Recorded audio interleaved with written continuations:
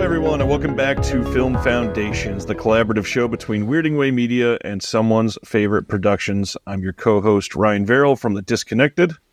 And I'm your other host from The Culturecast, Chris Dashew, an internet movie podcast that was nominated for no awards because we didn't put our name in there for any. So that's why you don't get nominated if you don't put your name in. That's what I found out. So, unfortunately. And on the show, we always ask and answer 4 questions about a given topic that is surrounding either an actor, director, franchise, or microgenre. And as usual, our job is to entice you to broaden your horizons on film, encourage you to travel down film tangents and side roads, and as we're going to discuss tonight, even to other international countries that you may never have considered before. Our guest today is the esteemed, one of my favorite people in the world, Celeste Cabra. Celeste, thanks for doing this. Well, thank you for the high praise. I appreciate that. And yes, I'm happy to be here on your new, well, I don't know how new it'll be by the time this is up, but newer, most recent creative venture. Hard to keep which there are many, to be honest. I don't even know if that's accurate. You might have newer ones at this point. I'm not sure. Jeez.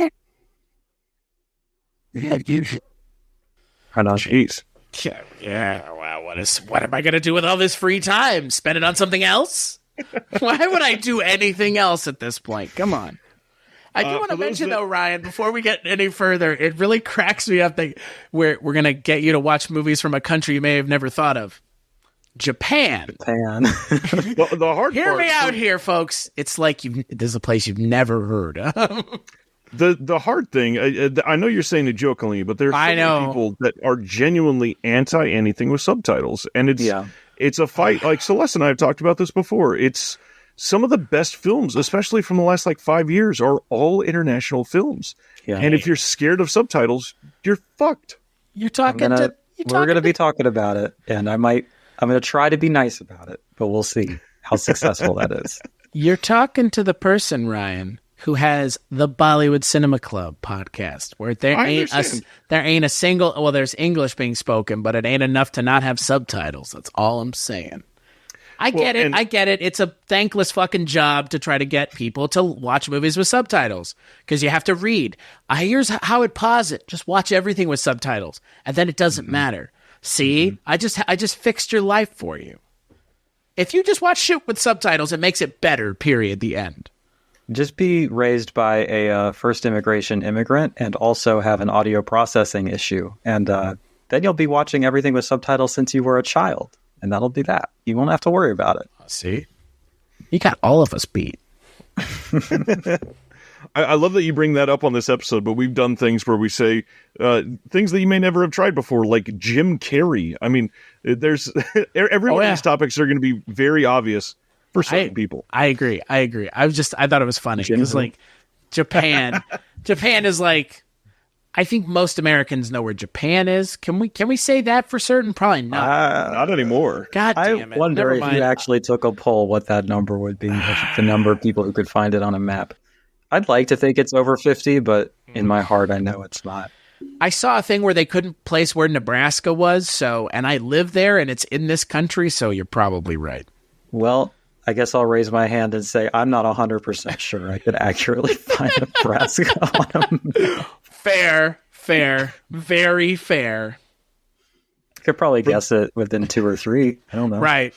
Generally it's about here. The center. Mm-hmm.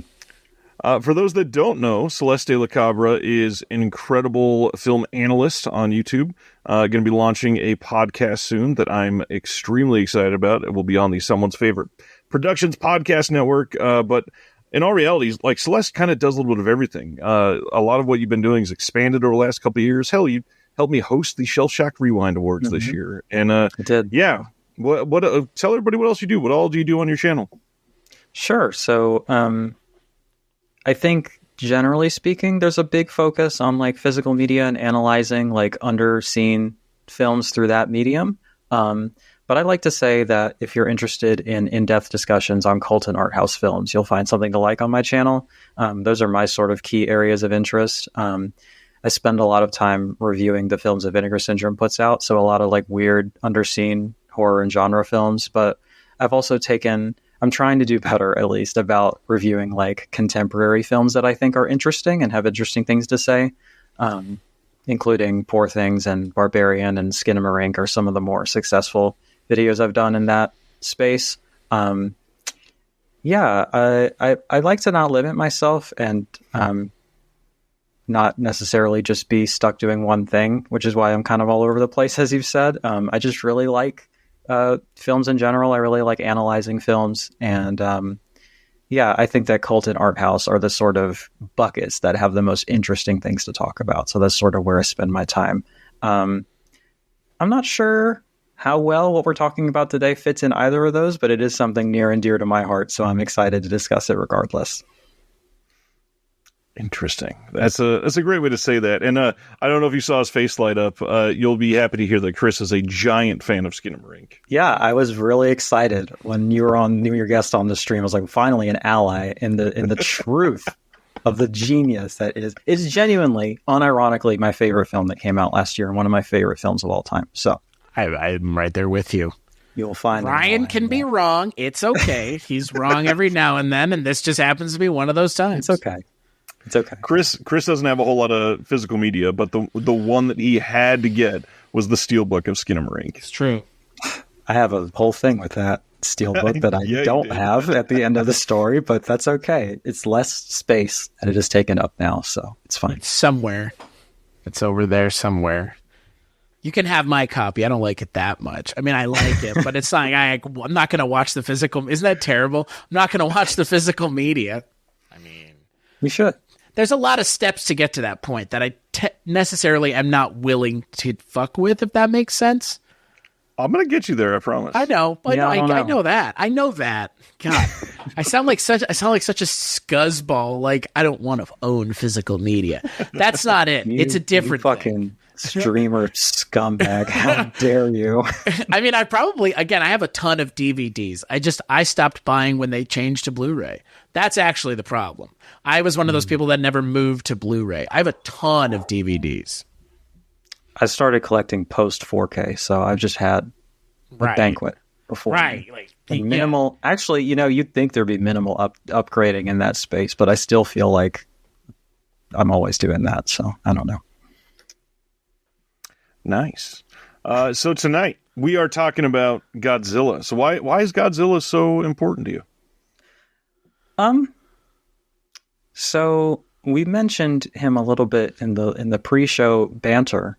That was perfectly brief, I think. But my brother is a sort of person who gets really into things and then moves on to another thing and gets really into it. And it's like a thing where, I mean, there's probably a couple dozen like things that he's been really into since as he's been growing up. And so I think that, he's younger than me, but I like to think that he's gotten some amount of interest from me, but he would get really into things that I think are pretty cool and interesting. And I think they stuck with me, and they were like, parts of my childhood that I could look back on kind of fondly. And, X-Men is one thing that he got really into. I didn't get as into it, but I still love X-Men. But Godzilla is something that he got into where I was like, yeah, this rules. This is fun. I like this a lot. And, as an adult, when I started getting into films like generally and getting really into it and being more analytical about it and purposeful about my cinema viewing and things of that nature, Godzilla was something that I revisited. And, I imagine that the nostalgia is some of what's informing this. But I actually just think that the films are really good and are really important and really interesting, especially the first one, but we'll get to that later. But I don't know. It's just like this it's a thing that consistently brings me joy. Like, I have now seen all of the main Godzilla films. I know that before the show, you were saying that we should maybe discuss how many there are. It really depends on how you count it. there are 3 anime films that have been created at this point that I haven't seen. And there's that new Apple series that I haven't watched. And there's obviously one in theaters right now that is American that I haven't seen yet. And then there's a return or a, is that what's called? Return of Mothra, something like that? There's a Mothra trilogy outside of the primary Mothra film that I do own, but I haven't seen yet. But in terms of the main line, I think it's like 32 Godzilla films, something like that. I've seen all of those, and I've actually seen a few of the deep cuts from like the Ashiro Honda filmography, like the Rodan and Mothra films. And so that whole journey has been really fun. And the point I was arriving at before I got on that little tangent is that, you know, the films are pretty formulaic. I'm not going to sit here and pretend like they're not. But, you know, there's always the moment when he shows up and you hear his roar and you get to see that first establishing shot of how he's going to look in this given film. And I noticed about 15 films into this thing that like every single time that happens, it makes me smile, like without fail. I'm just like, there's our boy. There he is. Let's fucking go. Like, it's just the best, you know? And so I don't know if you can see on top of my bookshelf over here under my Mae West poster, there's a couple Godzilla figures. There's some more over there. I have a kind of collection of figures at this point. And I don't know. You know, also, while I'm giving a really long-winded answer, there was a, I don't play video games anymore. I haven't really in probably 15 years or something. But when I was a kid and I did play some video games, one of them was Godzilla Save the Earth.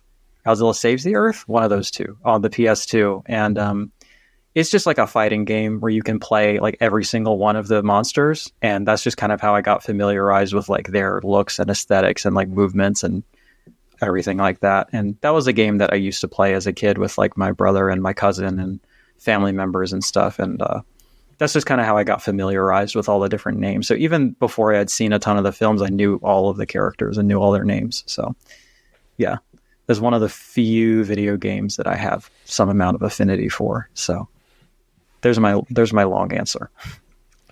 I love that answer. There's so much in Godzilla to, I don't know, unpack, I guess is a good way to say it. Like there's different eras, there's different producing companies, there's Roland Emmerich, there's Can we take a pause for a moment? Because here I am. I'm gonna be that guy just for a moment. I will defend that Godzilla movie with a massive dose of unirony. No irony there. I'm serious. I enjoy Godzilla 1999 a lot. I think Matthew Broderick's great. I love how Roland Emmerich is mad at Siskel and Ebert, so he makes 2 characters in the movie that are those 2, and they're like completely despicable. Hank Azaria. I mean, it has like a weird Simpsons cast thing going on with Hank Azaria and Harry Shearer being in the movie in live action roles, which is not a thing that's really a thing. It kind of isn't a thing. Like the Simpsons actors show up and stuff from time to time now, but rarely are there multiple in a movie. And you know what? I don't mind that the Godzilla is essentially a Jurassic Park movie by the end of it. The baby Godzillas are fine. They're essentially raptors. And it's the raptor chase from Jurassic Park that you never get because Jurassic Park kind of takes itself a little too seriously. And it's fun. I mean, it's a fun movie. Is it an amazing Godzilla movie? No. But it's a fun it's more fun than that Aaron Taylor Johnson 2014 Godzilla movie is. We got a rapid fire set of hot takes there. So that's not the hot take. It's not a hot take. I've loved that movie since I was 9 years old, and I saw it in the theaters. So yes, that was another piece I forgot about because I think I've blocked it from my memory. But when I was younger, when I was very young, that film was another one that we grew up watching a lot and really loved until like my brother got into the real stuff and started to enjoy that, and we kind of got away from that. I rewatched it. I rewatched it. I'm gonna try not to be too gatekeepy about this because that's not what I'm doing. That's not what I want to do. Trust me, you're not keeping me out of any gates. I'm not trying to get in anywhere. I'm not trying to get into the Godzilla playpen or whatever. Godzilla and his friends. I'm not. Like, I like Godzilla. Maybe that's the problem. I don't love him. No, it's okay. Really, it's okay. But like, I rewatched it as I was going through this stuff, and it actually like made me like viscerally angry. I was Shit. I think this is like a genuine, like indefensible piece of shit. But let me. That was just my emotional reaction in the moment. Let me give my more tempered take on Godzilla 1998, or is it 9? I'm not actually 1999. Okay. Brought to you by Taco Bell and Sean Puffy Combs. Who would have thought that would age poorly?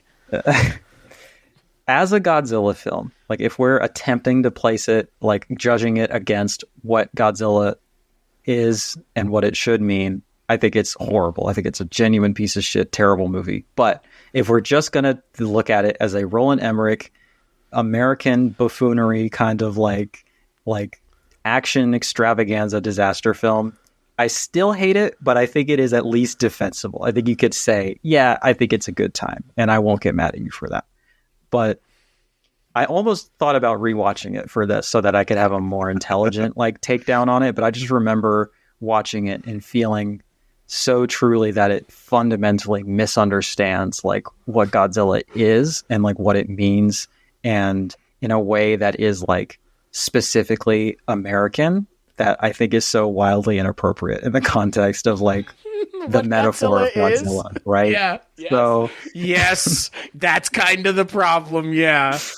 I mean, again, like I understand it being indefensible because again, like it really just goes, hey, Godzilla's just like this big stupid monster that we created. Hardy har har. Like what? Like it's like a movie winning the Academy Award in this country for best film, and then people watching it in Japan and going like, we're gonna really be into this movie.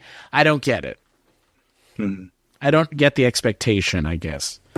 If you I don't know, like Godzilla fans at the time were angry, I know that much. I would have been like 2, so I wouldn't have had a stake in that one, but fair.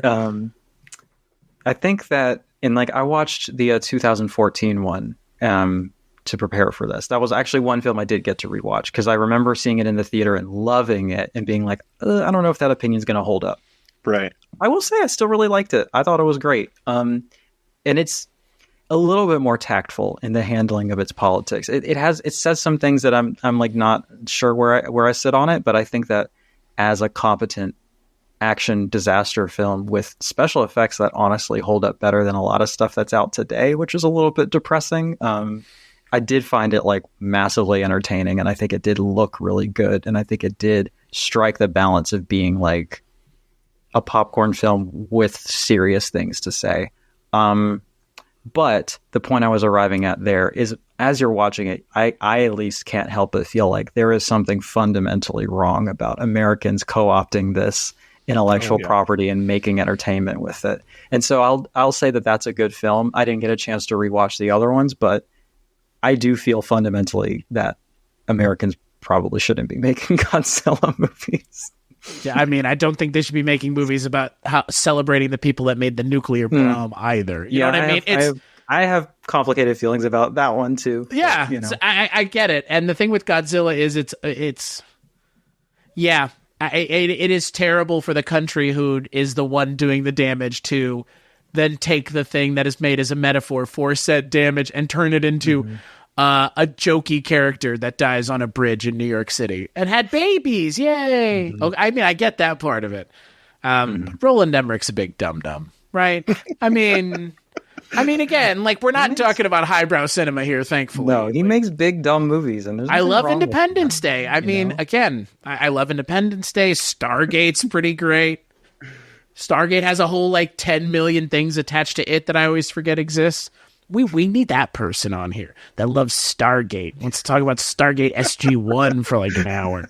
Jeez. Maybe you guys can do a Roland Emmerich Film Foundation. Oh God. It'll happen. Yeah. Oh yeah. What is it, like Moon? Is that Moon? Geostorm one of his? Moonshot is one of his? Which one probably? Oh, Moonfall. Is that one of his? That's a Patrick Wilson movie, isn't it? God, I don't know. I didn't see it. Yeah, me neither. I did not mean to start this tangent, by the way. This is not something I didn't mean to start this nuclear war. This franchise, it's a storied franchise. It's literally like one of the longest running franchises in cinema history. This is something that I think it might be the longest. At this point now, I think it is even longer than James Bond. I think so. Yeah. Huh. It's got to be like pretty close though, right? Like 1 and 2 though, right? I would assume. I don't know what year was the first James Bond? James Bond is 1960, right? And the first Godzilla is 54. So, that's the case. That sounds about right. It's a lot. It's been around since. It's been around for a while. Since a lot of the damage was fresh, and I'm sure we're going to get a lot around to talking about why the film exists in the first place, obviously, and what is. I am stammering because that first movie is a lot. It is a very heavy film that it takes some nuance to talk about properly, and so I'm gonna let Celeste take that when I'm assuming when we get to the first question tonight. But the biggest thing, like. This is a storied franchise with a lot of history. And one thing I do want to shout out, especially because you have it nearby, there is finally like an actual Toho approved tome directed to Godzilla, written by a friend of mine, the amazing Graham Skipper. And this book is astonishing. It is so well put together. There's history for every single film. And shockingly, do you remember how much that was on Amazon? I don't remember. It's literally like $32. But it is like less than $30, yes. It's crazy. But it was a gift. Also, when I actually like opened the gift and saw it, I was like, I didn't know this was this nice. Like it's a pretty chunky, like thick, big, like coffee table book, but also the Godzilla. Let me do a little ASMR for you real quick. It's textured. It's so nice. I just like holding it. It's great. The writing in it is perfectly constructed. Graham went back with like a lot of the people that were still alive, made sure that the history was accurate. He got access to vaults for things that nobody has seen in decades.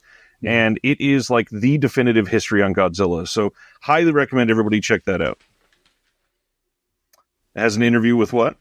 I said the scans in it are beautiful. Oh, yes. Yeah. The scans are astonishing. I was amazed when I first got that, and he was hyping that up for a while, but Graham Skipper, a lot of people know him for some of the like indie horror movies that he's done the last handful of years, but man, he could be a Godzilla scholar at this point and do just as well for himself. He was in Downrange. He's been in quite a few things, yeah. At this point, anything else about the history that you think we should mention before we get into the full questions? I'll just do a brief run through because Godzilla films, there are so many of them, and they're and it's been so long in like history at this point that it's typically broken up into in like eras is what people have kind of generally grouped them into, and they're generally named after the emperor of Japan that was ruling at the time of the films being made. And so we start in 54 with the original Gojira film. And that kind of begins what's called the Showa era, which is 15 films, and all collected in the Criterion box set that I know that you have right beside you, I think. And that is sort of like, it starts as like a very, very serious, very somber drama film, really, in the first one, which I'm sure everybody knows, but I'll just say it explicitly in case you don't. Godzilla exists as a metaphor for the nuclear bomb and as a metaphor for the like horrible trauma and death and mass destruction that was, purposefully caused by Americans to Japan. And so the first film is just, it's not silly at all. And it's not like, it's a monster film in the way that you understand monsters like as a child or like as a real tangible thing that kills a lot of people and creates a lot of bloodshed and damage and horror, so it's like it's an upsetting film, it's a scary film, it's a dense one, but we pretty quickly get into like the more silly side of it. Godzilla Raids Again I really like a lot. It's still a little bit more serious, but it's nothing like the first one really. But after that, you get into Godzilla versus Kong, which is like a real romp and a real goofy film. Like it's kind of like a comedy at a certain point. And yeah, like Godzilla kind of just becomes like this sort of figure in Japanese culture and also abroad as like a symbol of not just like horrible trauma, but also of like a cultural milestone and touch point. And like, I think he kind of becomes like this rallying point. And you start to see in the Showa films, Godzilla stop being like the villain and start to become the hero. And they start creating all these other monsters to become the villain that he then fights. So yeah, it's kind of a beautiful thing how like this like symbol of like the worst thing that can happen, like is kind of reclaimed as like a symbol for like, overcoming that, you know, and fighting off like other demons that are going to come your way. So the Showa era kind of ends in 75, and then you get into the Heisei era, or Heisei. I don't know how to pronounce it. And I looked it up like 5 times before this, and I immediately forgot. And that kind of takes it back to like more serious fare a little bit, at least for the Return of Godzilla, which is actually kind of a genuinely scary film and like kind of takes you back. It's like a reset on the whole franchise, and it attempts to remake the first one. Sort of. I will say also there are 30 plus films here, and I did kind of watch them all at this point like a little over a year ago. So if I get any details mixed up, I do apologize. I don't pretend to be like a actual scholar on this stuff. I'm just an enthusiastic fan. Aren't we all? Yeah. So if I get anything, you know, any details mixed up, please don't come for me, Godzilla heads in the audience. Just email them to toho@gmail.com. Yeah, that'll be great. They'll take all your questions and concerns. Now feel free to correct me. I like being corrected. Just don't like come for my neck or whatever. It's fine. Anyway, that film is pretty bloody and serious and kind of renews the horror and the scale of Godzilla. And then you get into like Godzilla versus Biollante and like some films that are very like message heavy and also serious, but we're also kind of like having fun again at a certain point. There's always this ebb and flow of Godzilla where like, I don't know, you kind of see it happen in cycles where it's like, we got to take it back to the original. We're getting lost in the weeds here. We got to like recapture that magic and that like seriousness and get back to basics. And then as they start getting churned out again, it's like, okay, we can have fun with it again, you know? You get into the Millennium era after that, which to me is the shakiest, because that's sort of, at that point, we're living in a post-Roland Emmerich world. And Japan is kind of in conversation with that, but also trying to emulate elements of it. And you get a lot of shoddy like CG work in some of these films. There's sort of an identity crisis that I perceive happening in some of these films.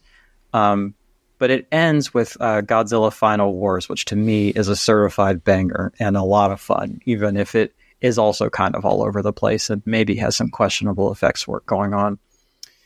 And then after that, you get into what is called the Reiwa era. Again, I don't know how to pronounce these things, and I'm sorry. But that is sort of the messiest, sort of least like cohesive era of things. This is now living in like a post-legendary sort of American reboot world. And of course, you do have that going on in America. Like you have the Emmerich film, which is successful, but not among fans. So it doesn't really turn into a whole thing. But in 2014, you have the like reboot Godzilla film, which we discussed. And now that's kind of kicked off this whole monster verse that they're trying to make happen. Well, I shouldn't say trying. They're being very successful. Like the films are making a shit ton of money.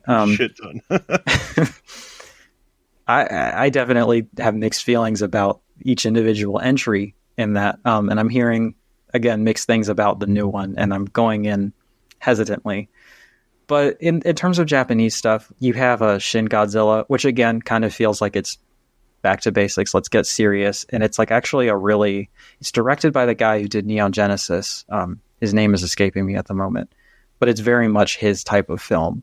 It's sort of satirizing like government bureaucracy in crisis. It kind of hits different, like post-COVID watching it. But it's also like fucking scary. He looks insane in that one. And then you have -1, which has been like very, very successful in both critically and commercially. I love that film too. I think maybe we'll get into it more when we get into the questions, but I think that I've seen comments online about it that frustrate me, where it's like, oh, they finally made a good one, or it's like, oh, the first Godzilla film where you care about the human characters, and that's not accurate. But, I think it has been a good starting off point for people, because at least compared to like Godzilla versus Kong or something like that, the newest, the 2020 film, 2021, whichever the newest one is, I think people saw that and they're like, whoa, this is how good a Godzilla film can be. And like, it's a good, I think, benchmark for that. It's a good gateway film, I think. But I think that takes us to the present day. In the present day, of course, it's a big year again for Godzilla. Godzilla just won a fucking Academy Award. Like, that's such a big deal that 70 years into a franchise, you win your first Oscar. And honestly, I'm one of those noobs that hasn't seen it yet, unfortunately, because I couldn't get out to like the week and a half it played in my town here. But everybody that's seen it has basically said there's really the only thing that was competing with it was maybe the creator from last year. But the biggest thing is it had like a nothing budget and looked as good as the creator, supposedly, which is astonishing. It had a $10 million budget, and it looks better than things that cost, literally 300 times that. Like, it's kind of insane. I don't know. It looks great, and it's a well-written script. It's not perfect by any means, but like, it gets the job done, I think, and it is impressive, and I think it has been important in the cultural moment. And I was really happy to see it win, and to see the people, like the representatives, bring their little figurines on stage and have their Godzilla shoes on, and the whole thing was so wholesome and just wonderful. I agree. The last thing I really wanted to like put a button on the history with is for those that have never done anything with Godzilla other than maybe one or two of the American movies. All I'm trying to say is try to pay a little more attention. There's a lot here, and if you're considering diving in, it is deeper than just essentially a dinosaur monster movie, because this is decades and decades of trauma that has turned into, from a metaphor to a giant, essentially dinosaur, that is looked at as a hero for many of these movies, which on the face, that's a weird turn, but when you watch the movies, it starts to make sense for sure. All right. Are we ready for our first question? Yeah, let's do it. Question 1, as always, what do you consider a foundational title for the selected subject of Godzilla, which I feel like there's an obvious answer here, is what is the first Godzilla movie somebody should watch? So why don't you take it away, Celeste? I think it is clearly Son of Godzilla is the film that everyone should start with to become acquainted with our favorite boy, Manila, the son of Godzilla. No, I'm joking, of course. To me, I'm actually not entirely joking. I think Son of Godzilla is unironically, genuinely wonderful, and I love it. I don't think that's where you should start, nor do I consider it to be the foundational text for what we're talking about. But in all seriousness, 1954, Gojira, that is where that's like the beginning, middle, and end. Like, that's where you should start. Like, there is none of this without that foundational text and without that fundamental understanding of like what it is we're talking about here. That film to me is perfect. It is in my top 15, maybe 10 favorite films of all time. Like, I do genuinely think it's doing so many things. And like, I don't know, again, I see people talk about -1 as like this, like, oh, finally they made a serious good Godzilla movie. And it's like, I don't want to be mean to these people, but I'm like, please start from the beginning. And like, if you're just like, you won't watch black and white films or something, like, I'm going to maybe be a little mean and say, grow up and just like watch it. And I think you'll get something out of it. I actually do think not only is this a great starter film or whatever, or is this like the foundational film for this franchise, but I actually think that it is so good on its own merits that like somebody who doesn't like black and white films or old films or whatever, I think could be swayed by something like that. Yeah, I mean, that's the answer, you know? So this is where the metaphor begins, and it's honestly, it's pretty damn ballsy to do this so quickly after everything. I mean, this isn't even released a decade after the bombing, and so the people that are accepting this into their cinematic hearts are literally people that were alive to be involved in everything. And so this movie had a hell of a reception. It has lasted a long time, has a massive legacy, and I think is clearly the obvious answer here. With this movie, watching this in like a modern lens, do you think there's anything that people that are brand new to this movie should keep an eye out for to really understand the depth of the film? I mean, I think it's pretty accessible. Like, I think that as long as you're familiar with the basic history, like that you understand that it happened, you know, and you understand like the scope of like the mass death that we're talking about there. I don't know. I think it does a pretty good job. Like, I think you'd have to be actively ignoring it to not understand like what's happening in the film, you know? Yeah, I mean, I don't know. I think you should just go into it like, just keeping that metaphor in mind, keeping it, I think it's what I was going to say, like it wasn't meant to be a franchise. Like it just took off. It was so successful and it connected so well with people that like they immediately started making more. But like this was just like an earnest sort of catharsis, you know, and like just a symbol that was created.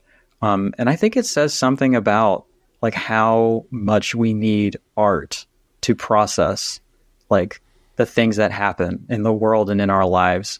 You know, I mean, maybe that's not true for everybody, but I think for people like us, and I think for a lot of people, if not most people, like seeing something like that and being able to have a safe place to process all those emotions and to like have an emotional experience with like a genuinely wonderful and beautiful piece of art is, I think, like a necessary thing and like a really crucial thing for like a culture to have, you know? And I think it says something that like you said, it was so fresh, but I obviously can't put myself, like, I don't have any experience like that. I can't pretend to know what these people went through or how they were feeling. But like, I imagine given how quickly it took off and how it became such a like symbol of like resistance and pride, you know, I just feel like, I think there was something there that like needed processing, you know, there was something where like, when you go through a collective trauma like that and people are still dying of what happened, you know, and you've lived through it and you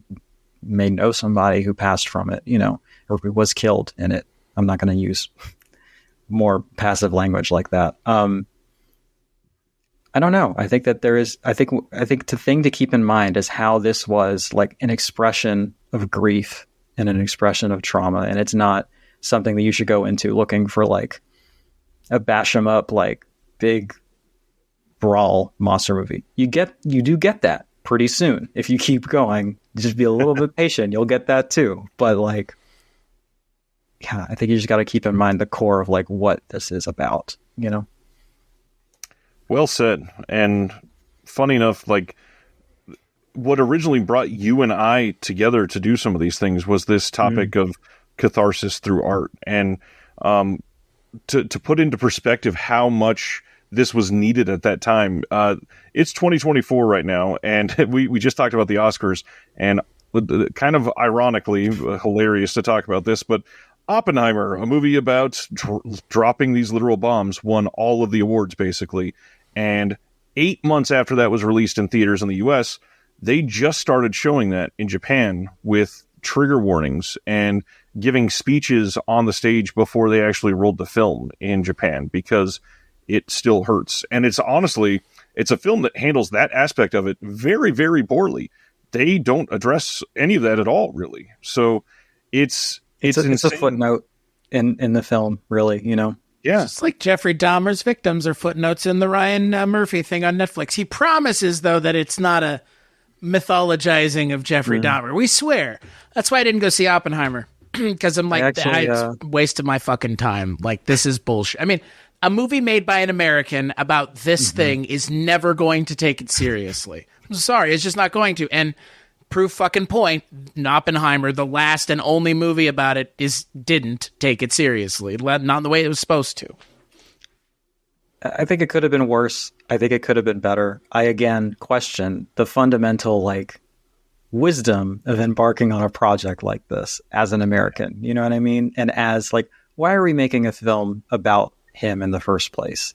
I do think that these things can be done properly, but I think that it is so difficult, and I don't know that it was successful. In fact, I would argue that it largely isn't. But quick aside, you brought up Dahmer. I actually do have an analysis and a review of that series. It's actually the most popular video on my channel right now, and I am proud of it. But I do think that one was also deeply problematic. Yeah, wow. It's about the victims, we swear. Let's see, this kind of one of them. Like it, one of the episodes was. Well, 1 out of 10 ain't bad, I've heard. Yeah. Chris, do you have any thoughts, or you want to try to explain why the American film is the foundational film? Well, hold on. Okay, just take fucking seat to that comment, sir. We're gonna have problems now. You want to tell us why that? No, you know what? No. I don't think that there's a reason to. Frankly, I think, and here's kind of the thing that you're speaking to, Celeste. The original film is so not what this is now that the original film matters more than it ever has, because it is the only, it should be the only film in the series that does matter, because it's the only one that, and again, is coming from a place of genuine, like you already mentioned, catharsis. Godzilla versus Kong 2 times in a fucking row, that is nothing but a money-making operation. That is all that is. Don't get it twisted, okay? That's the problem. To your point, the Roland Emmerich Godzilla is probably a good foundational thing if we're talking about what Godzilla effectively is now in terms of the way it's handled by American film studios, which is not very well. To the point where, and this is probably the one time I tell this story because I have the opportunity. I should tell this story right now, shouldn't I? I've never told this story before. So Mike Doherty, the guy who directed Trick or Treat, and he directed Godzilla King of the Monsters, did not appreciate a Weisenheimer I made on Twitter about the, what's the word? The very subtle Christ-like imagery that is used throughout the movie for Godzilla, to the point where again, this was just me responding to a former co-host tweet. He put me on a very public list of people on his Twitter called Mean People, which is great because I said, hey, your Godzilla movie with a lot of Jesus metaphors and I guess imagery, really, it wasn't that subtle. He didn't appreciate that. So that's my Godzilla story. And I'm sticking to it. Also, again, I think to your point, Celeste, Godzilla, it's weird to talk about it. It's for me, talking about The Simpsons. At one point, it was important and it was a thing that mattered because of the way it's being done. And now it's just here and it's being used in different ways. But I don't think anybody sitting down originally penning anything was can't wait to watch it. Godzilla movie 50 years from now. That was not a thing anyone was actively thinking about when the film was being initially put together. Well, I think that today, I think -1 has succeeded in a few ways. It has proved a method of filmmaking that seems almost extinct in Hollywood that can be done. But it also the film, on Sam Deegan's podcast, she was talking about why she doesn't like it and how she feels that it is problematic in a few ways thematically. And I do hear those arguments. And I think that there is an argument or a discussion to be had about whether or not it succeeds in its themes. But I do think that it brings it back to a fundamental, it's set in a post World War II world, and it is talking about survivor's guilt and the different side of the coin in terms of the traumatic response to something that horrible.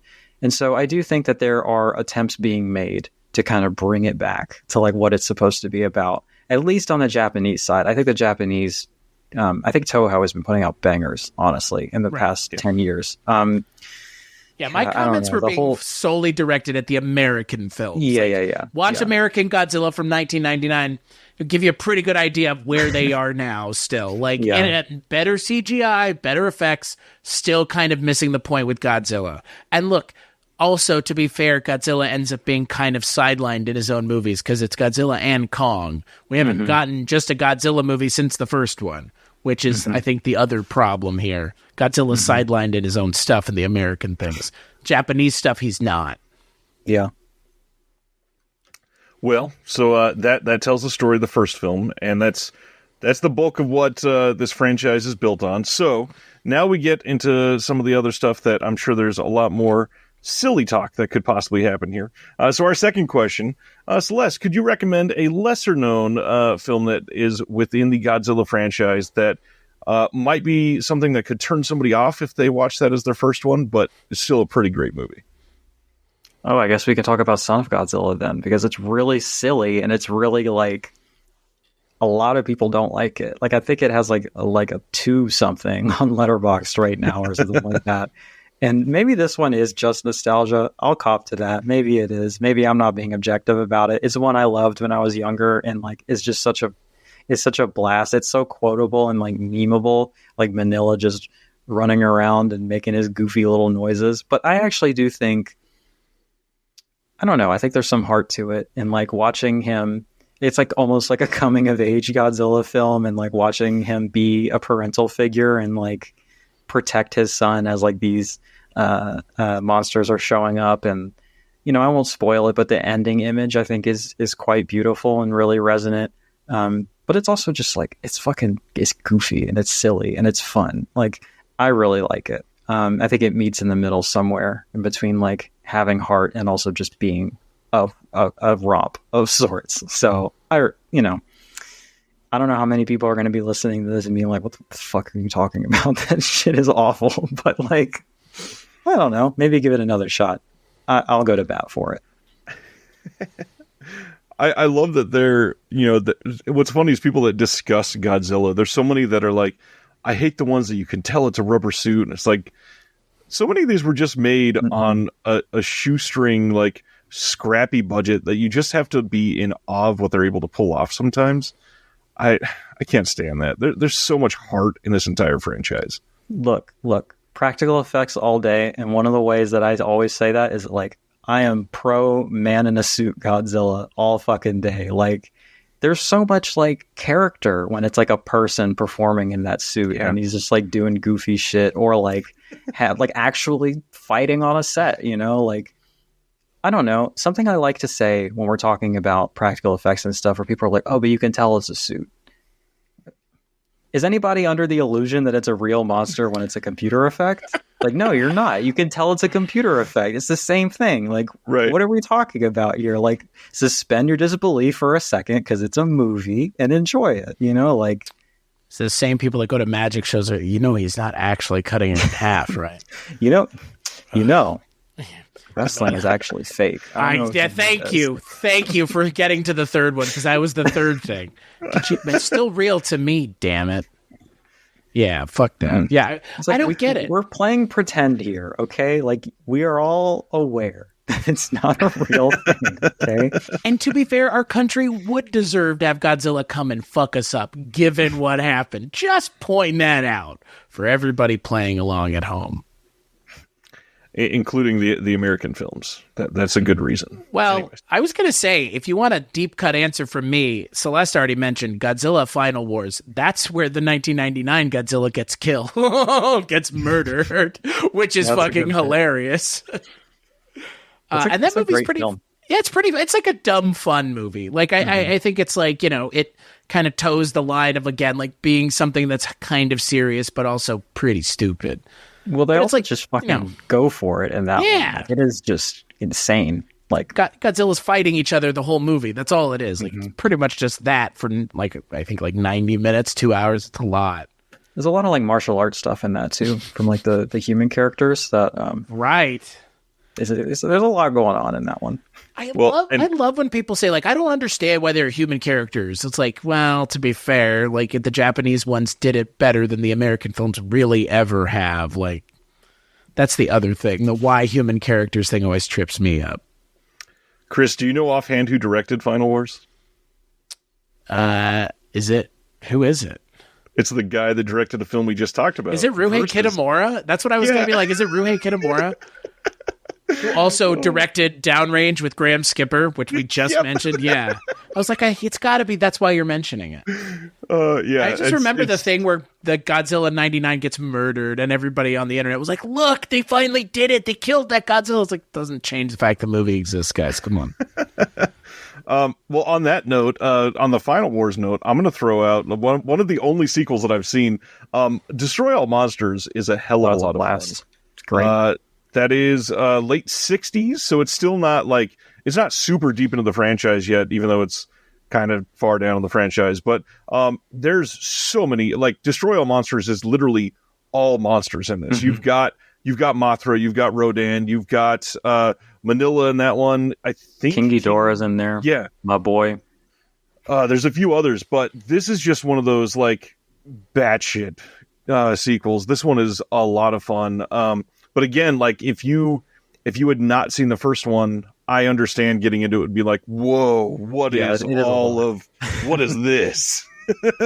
It's directed by Ishiro Honda too, so it's part of the kind of OG slate of, like, true core Godzilla films. Right. And it was I just looked it up. It was 68, and then also Ishiro Honda right after that followed it up with All Monsters Attack, which I watched that one too. Not quite as good as Destroy All Monsters, but so he actually says that's his favorite, which is insane, to be honest with you, because people don't, that's the one, especially in the Showa era, if there's one that I would say avoid, especially to start with, good Lord, like, it would be that one. It is essentially just like a child, and he's like, he has like a monster friend that is like fighting all these other monsters, and it's like kind of he's projecting himself onto this monster to, like, fight his bullies. He's like a kid that's getting bullied. The problem I had, like, that's fine if you want to make a kids movie that's like anti-bullying. That's a Godzilla movie. That's chill. That sounds fun, right? The problem is that it's just a clip show. Like, all of the fights are just scenes taken from previous films, and you will notice, especially in the Showa era, that there are recycled shots and scenes a lot. There's a lot of recycled B-roll footage or whatever. And you sort of come to expect it, and it's like, okay, that's fine. We're doing this again. But that is quite literally a clip show, like, kind of strung together with this, like, child narrative. I don't know. Maybe if I rewatched it knowing that's what it was, I could get into it. Or maybe if I could watch it outside of the context of watching them all back to back to back to back, because then I'm like, oh, that's from this, that's from this, that's from this. You know, it's the sort of thing I think I could enjoy, but it's certainly not the one I would recommend. I've never heard his reasoning for saying it's his favorite. I wonder if that's why, because it's kind of like a like compilation greatest hits. Yeah, I think he said something to the effect of, like, he really likes the way that the child is able to find to find himself and, like, find, like, victory and catharsis, like, through these creatures or whatever. I think he just likes that idea. I don't know. It's an insane comment to me, but, you know. Yeah, the whole franchise kind of is, when you think about it. There's so many weird swings that happen that go all over the spectrum of batshit to kind of boring to silly to epic action, and it just sort of has something for everybody. And I hate saying that because it's so cliche, but in a storied franchise that's 70 years old with so many movies, like, it really kind of does. Yeah, I mean, with a franchise that long and with that many entries, like, it is a mixed bag, right? I don't love every single Godzilla film. I don't even like every single one. There are ones where I'm like, that wasn't very good. But yeah, I will say there is something to like in all of them, at least for me. And I think that you're right. Like, I don't know that your average person couldn't find at least one that would appeal to them in some way. Like, you have your more serious, like, horror type films, or like war films, or action films, or children's films even, or more sci-fi heavy stuff. I do think that there's something, and you have your English language ones too, for all the nice, charming people who don't want to watch foreign language films that I'll continue to just say nice things about. Well, the third question now, I kind of feel like we've talked about this in depth, but if there's anything else to add, I think we probably could. What do you think is the biggest impact that Godzilla's had on pop culture? Because obviously the metaphor for the first movie was important for the people that watched it in that time. But, for something that's been around for 70 years, is there a bigger impact on pop culture that it's had that you want to throw out there? Yeah, I was thinking about this question in preparation. I still don't know how to answer that. It's like, he's so ubiquitous, as a symbol and as an entertainment icon. And there's a statue of him in Japan, I think maybe outside of giving a voice to and an artistic statement to the trauma of a society or a country that went through one of the biggest war crimes in history. I think maybe, I'm making fun of people who don't want to watch foreign language films or older films, but I think maybe that's going to be my answer. It's the way that it has been accessible and has got people into foreign films, pre-1980s films, black and white films. There are kids that love Godzilla today. That's kind of incredible. The staying power of something that is not an American export, that is, itself a symbol of horrible trauma, that has also become a symbol of power and victory and catharsis and triumph, that begins in 1954. You can think of Marvel comics and stuff like that have had that kind of staying power, but those are very strictly American products. You know what I mean? There's a built-in identity there for kids growing up, at least here, right?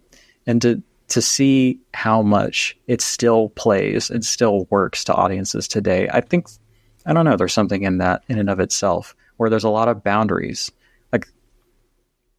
to entry for people for that kind of thing. I'm trying to think if there's even anything even slightly analogous of a foreign language IP that has had this kind of cultural impact and staying power,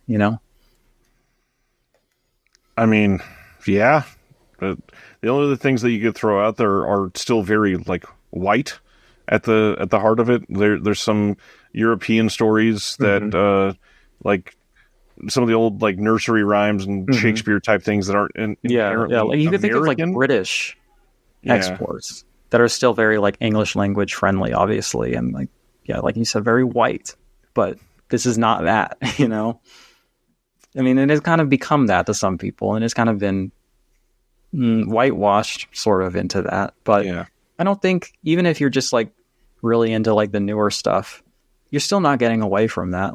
You can't make an entirely white Godzilla film that works, Yeah, it's a good point. On that note, to throw out something inherently Japanese, I know that there's been many of the directors that have come out over the last 30 years that have cited seeing some of the older Godzilla movies, not even necessarily the first one, but just growing up on the franchise, that are oh, I processed that through this, I could make a movie. And that sort of thing has been so inspiring. And when it's lasted 70 years and been relative for generations, so literally if somebody is, turning 20 in the year 2005, their parents got passed down the stories from their parents of going through it. And now they're at the point where it's a 3-generational franchise that they've seen grow through their family, and it's continued to be a symbol of hope, a symbol of justice, a symbol of overcoming odds, and it's inspired them to make movies, and that's pretty damn incredible. Any thoughts on this one there, Chris? I mean, you took the words out of my mouth. I mean, I agree. I mean, again, for me, it always feels weird for me as someone who is born in the United States to have an opinion about Godzilla, because again, it's not that it's not ours, but it kind of isn't ours. Yeah. So it's always weird for me to be well, and it's my feelings on Godzilla are, Godzilla is something that I think, again, we should never have attempted as a thing in this country. And the fact that we did, I mean, it's fine and all if it wants to be entertainment, but it has kind of lessened the message of what Godzilla is. At least for a lot of people that are going to consume what they think Godzilla is right now. And that's the thing. That's kind of my whole thing is I wish there was a way to undo the last 50 years of insane Godzilla nonsense. Because again, in a lot of ways, like the thing that you really want is you want Godzilla, but you want Godzilla to be taken seriously. And I don't think Godzilla is taken seriously by Americans. And I don't think he ever will be. And again, like when you put him with someone like King Kong, now he has just become something purely for entertainment and nothing else. So, yeah, I mean, it's hard. I mean, it's just weird because again, as Americans, we really should be kind of embarrassed by Godzilla being successful. Yeah. I mean, in a lot of ways, I don't know how else to put it. Like Godzilla being successful is something that we shouldn't have any say over or any part of. And the fact that we do is kind of insane. So. Yeah, this kind of reminds me of when I went through that Criterion box set and I watched all the special features.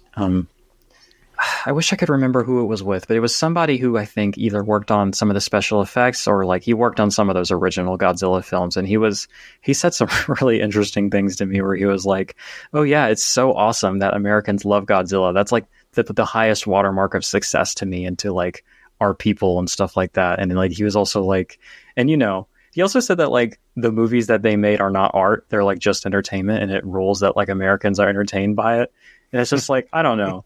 I don't want to, again, this is me kind of like attempting not to like speak for all of Japanese people or like the Japanese culture or something. And like, there are also viewpoints there that I don't agree with. And I also don't want to make it seem like I'm being too jingoistic or nationalistic the other way and say that like Japan is like this flawless governmental entity or history or anything like that, But I think that when you like, I think I can also comfortably say that I think that person is wrong, that like they did make artistic films and like that any film really is artistic. And like, I don't think that a film that was created to process the trauma of the American dropped atomic bomb. Like, I don't think the benchmark for your success should be that Americans think it's neat. I don't know, Right. No, that was insane to me when I heard it. I'm completely with you. That is pretty wild. That is very wild. That is. I mean, again, that's pretty insane. On the bright side, when the Americans make these movies, they do pay a licensing fee, so at least some of it is making its way back. Yeah, and they are made in collaboration to some extent because of that licensing, right? And so it's not like I did kind of want to speak to that somewhat collaborative effort there, but I do think fundamentally I have a hard time getting away from like, I don't think this is our thing. I don't think this is our place to like, be authorities on or create, to like drive the cultural discussion on, Well, one thing I will say too is I think that it is important that we call attention to that. But once we have done that, I still think there's no reason that you can't enjoy them clearly. Oh, of course. And of course. There are a lot of people that, like film Twitter nowadays. You'll hear random hot takes like those aren't our art movies. We can't watch them, or the same, drivel about subtitles or whatever. There's so many random reasons that people will gatekeep themselves from watching these movies, and that's certainly not what we're saying. But it's the fact that we don't like at heart own these movies. Mm-hmm. And that's it's important to acknowledge. Never will. That reminded me of something that I just got a rant about for a second. Like, how Letterboxd does like their thing where they ask everybody their favorite 4 movies or whatever. Yep. And they were at the Oscars asking people, and they asked the Godzilla -1 team, and they collectively kind of gave answers. They were just like shouting out their favorite films, and they picked like Blade Runner, Alien, Back to the Future, and some other like Jurassic Park, I think. I'm surprised I remember that off the top of my head, but those are the ones that they picked.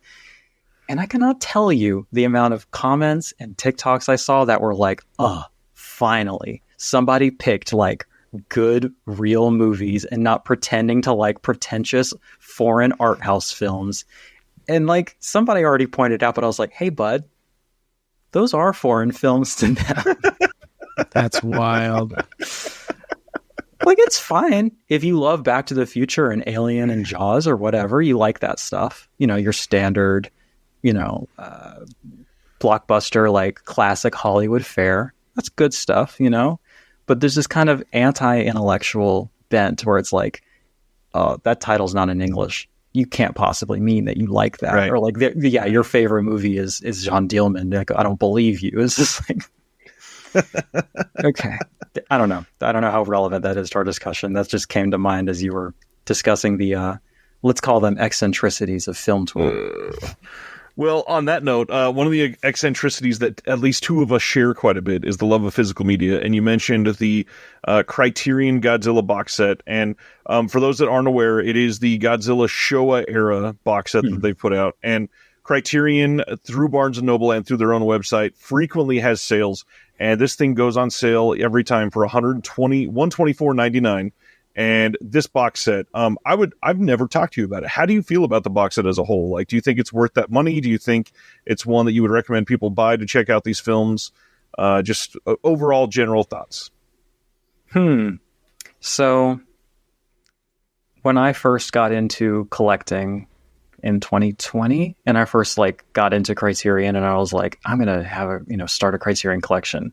That was number one on my list. I was like, and when I had my first Barnes and Noble sale, I talk about it like it's a first date or something, but like that was like beeline. That's mine. That box set. I had to have it, and I do love it. Like, it's not like the nicest thing in my collection. It's not the most valuable or the most limited at all or anything like that, but it is something that I have on display and that I cherish. Like, but for the average person or for the person getting into Godzilla, I don't know that I can responsibly be like, oh, just drop $112 on this like really gargantuan kind of like unwieldy box set. And there's people complain about how the discs are housed in that set, which I agree is not the best, but I have a disc wallet for like all my weird box sets and shit, and that takes care of the issue pretty easily. It's not like, complete series box sets are super easy to navigate either, so I have it for that too. But I don't know, when you hold it in your hand, like the artwork on that thing and the way it feels, it is just gorgeous. But I will say, for those of us who must be budget conscious, as it were, they are all Janus licensed films. And so the Criterion channel has them and all their supplements all the time. So you can sign up for the Criterion channel and watch them that way if you need a more budget friendly option. I think from what I understand, Toho is pretty strict about licensing. And so there's no in-house restoration or anything. Like, I think they put out what they get. And like, as I was attempting to rewatch some of these films, like I wanted to rewatch the original Godzilla versus Kong, and the Japanese version is on the supplement disc, and the English version is like the main feature, which I think was a contractual thing because there's no way they did that, like because I wanted to. You know what? That brings me to another point. The Americanization of Godzilla did not start in 1999 with Roland Emmerich. Even from the very beginning, there is an American version of the original Godzilla called Godzilla King of the Monsters, and it fucking sucks. It's so and it bad. Has Raymond Barry edited into most of it. They just edit segments of this white guy explaining what is happening to the audience. And I think I have this in my Letterboxd review, and I was like, gee, if only there was a way you could convey what is happening in a foreign language film to an English-speaking audience while conveying all of the original dialogue. It's almost like you don't have to shoot a whole new movie. There's this like cool technology we have for it.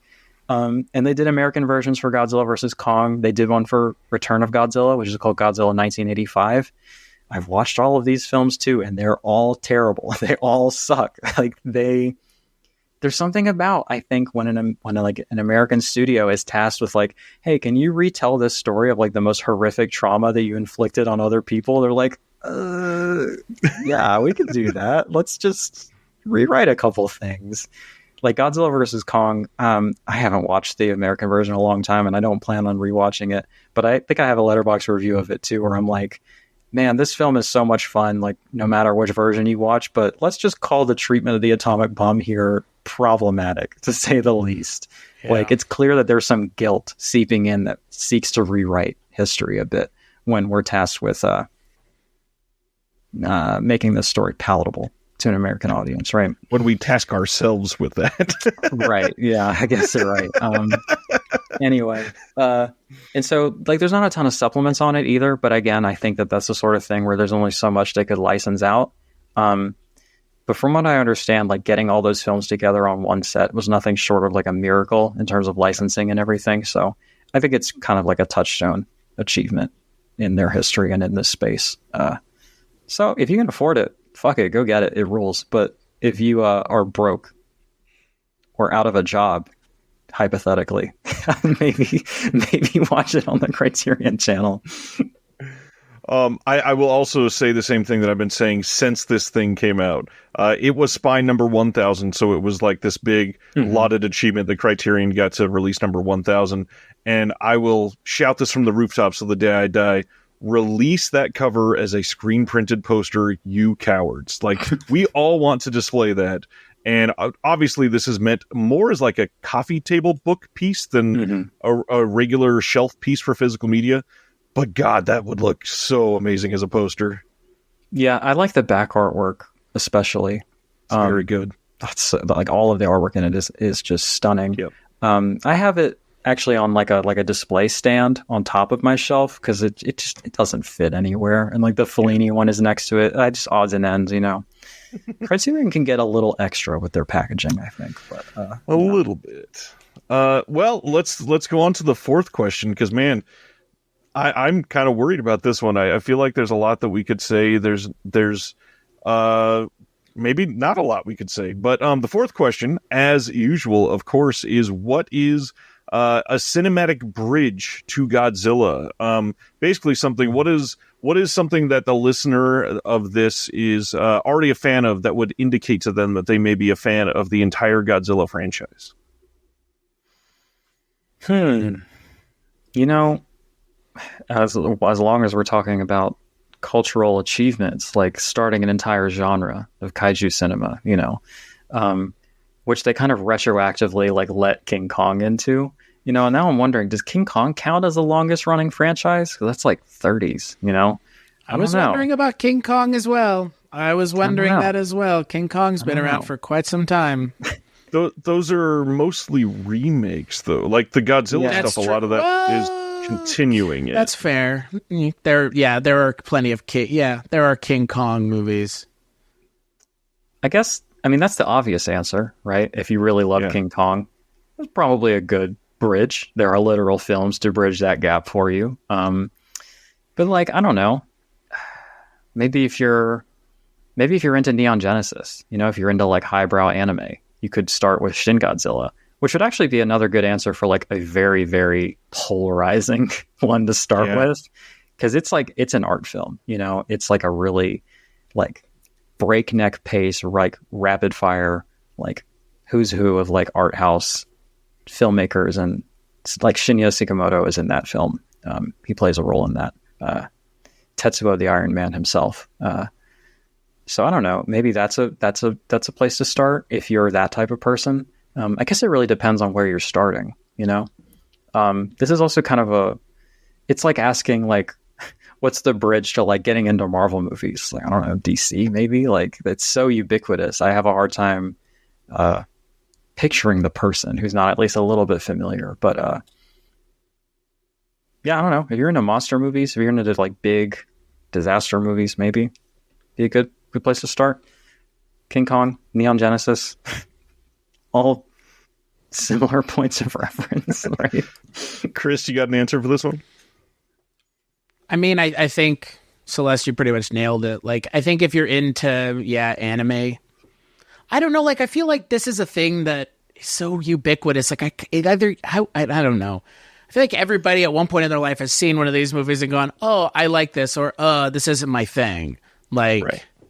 So, I don't know. Like, My thoughts are kind of like y'all's, which is like it's kind of its own thing. Like it kind of is the thing. So Yeah. I don't know. Like that's me. It's just like this is the thing, I guess. So I don't know. I thought That's of Neon me. Genesis specifically just because of the director connection, but I think you're right. If you're like a weeb in general, or you're like really into anime in general, I think like, and you haven't taken the plunge, I think you could get on board with this. Like if you're into especially like mecha style anime or things like that. Yes. You know what? You're totally right. Like in my mind, it's like if you're into Japanese stuff already, like if you're a Japanophile, like you're into this already. I mean, look, I was in Tokyo. I mean, I saw the Toho Godzilla's head poking over this top of the building. Like it's the love for Godzilla is real. I mean, again, I don't have to tell anyone here that, but I mean, again, in Japan, Godzilla's a huge deal for good reason. There is I won't say which one to avoid spoilers, but there is a film where the idea was, okay, Godzilla's done. Let's move on. And there were protests in Japan over this. They were like, no, just no, that's not an option. We will have Godzilla or else. I love that. I think that's great. So I'm picturing in my head a very young audience, because if you're a very young American, it is quite possible that you've literally never seen a Godzilla movie. We didn't have anything between Roland Emmerich and the Bryan Cranston Godzilla, so we had a pretty decently length dry spell, which was probably for the better, of new Godzilla movies that were marketed super well in the US. And so based on that, I think there's quite a few people that are on the younger side that may have never seen any of these. And also, if you're getting into film and, maybe fell in love with Parasite that recently won Best Picture, I could see somebody that was turned on from Parasite to watch more Bong Joon-ho films and loved The Host by Bong Joon-ho. Yeah. And fair. That, to me, that is like the other example of this movie specifically. Because that movie is so deep on how the government has bungled everything. And it's obviously also a monster movie, and it's also a human movie at its heart. It is a movie that is so much deeper than it looks to be on its surface, and has incredible acting. It doesn't have great CGI, so again, that kind of ties in with this franchise as well. You look past that to see the better art at the core of this, and that's true for Godzilla too. So I love Bong Joon-ho's Host. I love a lot of these Godzilla movies. It is, again, hard to recommend anything associated with this without just saying, just watch fucking Godzilla. Yeah, I mean, that's the hard thing. Like, this is one of those times where I'm like, I just watch the fucking movies. Like, maybe don't watch the American ones. I don't know. Like, it's hard for me to suggest any of the American ones, no matter how fun they get, because ultimately, even if they are paying them royalties, they're still Americans making Godzilla movies. Oh, yeah. As you were talking, I thought like, oh, it's so obvious. But like that's like almost a joke. This like new crop of like A24 elevated horror movies where like every single one of them is like, it's almost like a meme at this point where it's like, oh, the metaphor is trauma like every time, like if you watch Hereditary and then fucking Talk to Me and you're just like, oh, this is the best shit. Yo, Godzilla 1954, you're gonna love that shit. Like it's right up your alley there, That's totally fair. Yeah, giant lizard as nuclear trauma. Did not have that on my bingo card. That's very fair. Interesting. Huh. Yeah, I had never. Well, yeah. That's interesting. Why didn't A24 make Godzilla? Why didn't Darren Aronofsky make Godzilla? That's the real question. But a lot of those dudes would love to if they could get a chance at it, Nothing I love more than metaphor. Good for them. Maybe somebody's got to be carrying that torch. It's not a movie about Batman as much as it's a movie about the hero in all of us.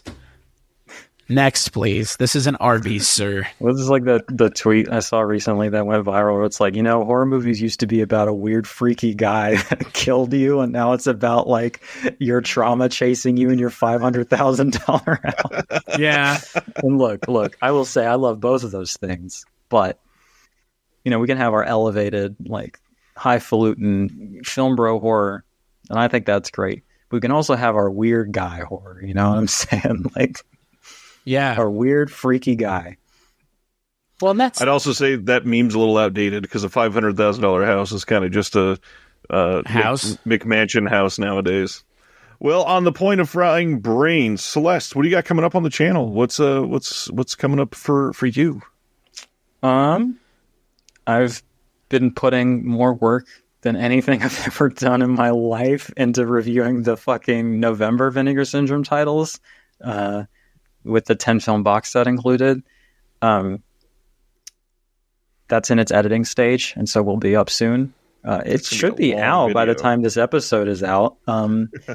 All these things coming up should be out by the time this episode is out. So we'll just say retroactively, go check them out now, as you have the benefit of living in the future. Lucky you. Hopefully. Yeah, no. Checking the news every day is like damage report. Let's go. What's going on, you know? By now, I should have started my online cult and exploitation course with one Dr. Will Dotson that I'm really excited about. I think it's going to be a really cool thing when it's all said and done. We're kind of doing like a great courses style lecture series for weird freaks that are into disgusting horror movies. So yeah, I think it's going to be a good thing. Hopefully the podcast is launched by now. I don't know. That one. There's a lot going on in our lives that it kind of gets put on the back burner, but hopefully we'll have something good to go on that. Yeah, just lots of videos coming out and existing for you. Amazing. Chris, do you want to highlight something for Weirding Way Media? Just go to weirdingwaymedia.com where you can find everything that I work on, which is abundant in its offerings. Culturecast. Yeah. I mean, there's a lot of stuff. Just go to weirdingwaymedia.com. You'll find it. There's plenty of stuff. There's it's not hard to miss it. What about you, Ryan? What's going on at someone's favorite productions? Well, I'll say Sam Deegan got mentioned earlier. Lazy bones over there. Sam Deegan got mentioned earlier, so I'm going to highlight They Live by Film, who just recently posted an incredible conversation with Sam Deegan, who is maybe more vulnerable than I've ever seen her get. She really gets deep into like the weeds of how the creative process can make or break somebody. And just it for somebody like me and probably Celeste, it was pretty damn inspiring to listen to. It is one that I highly recommend, but They Live by Film does great work. They do an interview every other week, and then in the in-between weeks, they do some sort of film coverage. So it's a perfect balance of conversation and analytics that I just am a big fan of. Oh, you know what? First, I think when you started saying like for people like you and me, it might have been inspirational. Like, yeah, us fucking neurospicy fucking weirdos. Yep. Yeah, it was relatable. But also, like, speaking of They Live by Film, it should be out by the time this is out. But I'm going to be recording with them in a couple days to discuss some Lars von Trier films. Nice. So that'll be fun. Probably isn't the right word, but it'll be something. Speaking of trauma. Yeah. Speaking of visceral horror. I saw one of your review stories pop across Letterboxd. I went, I guess Celeste is going to be talking to Zach and Chris soon. Oh, yeah. Oh, man. Yeah, Lars von Trier is a hell of a subject to unpack. Yeah. It'll be an interesting discussion, especially given some of the behind the scenes on one of the films we're going to talk about. So we'll see. Fantastic. Well, Celeste, I want to say again, thank you for coming on and doing this. I know this franchise is intimidating, to say the least, for the depth of it, for the importance of it, and for, the amount of stuff that has come into this over 70 years. It's a lot to grasp. So thanks for taking that plunge. We hope everybody goes and checks out your stuff. Other than that, we hope everybody comes back and checks out the next episode, and that you continue to try new things like Godzilla Destroy All Monsters and all the random shit that we talked about tonight. So until next time, enjoy the show.